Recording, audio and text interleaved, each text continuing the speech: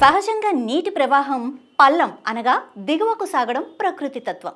అందుకే నీరు పల్లమెరుగు అనే సామెత పుట్టుకొచ్చింది. అందుకు విరుద్ధంగా నీరు ఎగువకు ప్రవేశిస్తే అదో ప్రకృతి వింత, అదో అద్భుతం. ఛత్తీస్గఢ్లోని మైన్పట్ ప్రాంతంలో నీటి ప్రవాహం గురుత్వాకర్షణ నియమాలకు విరుద్ధంగా వ్యతిరేక దిశలో పైకి ప్రవహిస్తున్న వైనం అక్కడి సందర్శకులను ఆకట్టుకుంటోంది. ఇందుకు సంబంధించిన వీడియో వైరల్గా కూడా మారింది. తాజాగా కేంద్ర మంత్రి, మధ్యప్రదేశ్ మాజీ ముఖ్యమంత్రి శివరాజ్ సింగ్ చౌహాన్ ఈ వింతను స్వయంగా చూసి తన ఎక్స్ ఖాతాలో పోస్ట్ చేశారు.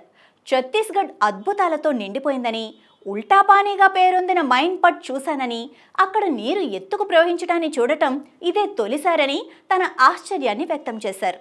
అంతేకాదు, అక్కడ కారును న్యూట్రల్ చేసి పెడితే అది కూడా ఎత్తుకు ప్రయాణించిందని, ఒక కాగితపు పడవను వదిలి చూడగా కింది నుంచి పైకి వెళ్ళిందని, ఇదంతా చూడటానికి ఆశ్చర్యంగా, అద్భుతంగా ఉందని తన ట్వీట్లో పేర్కొన్నారు.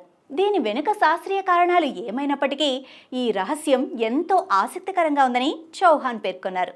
ఈ ప్రాంతాన్ని పర్యాటక కేంద్రంగా అభివృద్ధి చేయాల్సిన అవసరం ఉందని కూడా అన్నారు.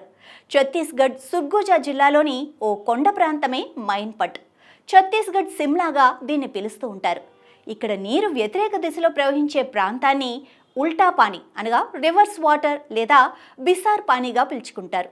మైన్పట్ ప్రాంతం అంబికాపూర్ నుంచి 55 కిలోమీటర్ల దూరంలో, రాష్ట్ర రాజధాని రాయ్పూర్ నుంచి సుమారు 360 కిలోమీటర్ల దూరంలో ఉంది.